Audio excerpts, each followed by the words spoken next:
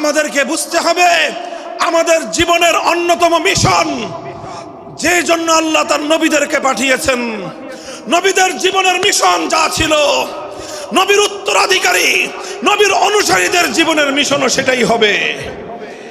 বলেন কথা ঠিক না বেঠিক? যে পথে গিয়েছে নবীদের জীবন, সে পথে যাবে আমাদের জীবন। যেটা ছিল নবীদের ভীষণ, সেটাই হবে আমাদের ভীষণ। যদি এটাই হয় সত্য কথা, এটাই যদি হয় শপথ, তবে বৈষম্যহীন সমাজ গড়বার জন্য যা করতে হয় তাই করা আমার আর তোমার জিম্মাদারি।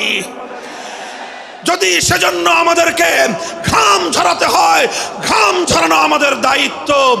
আর যদি সেজন্য চোখের অশ্রু দিতে হয়, চোখের অশ্রু দেওয়া আমাদের দায়িত্ব। যদি সম্পদের কোরবানি করতে হয়, মাল সম্পদের কোরবানি করা, সেটাই আমাদের জীবনের দায়িত্ব এবং উদ্দেশ্য।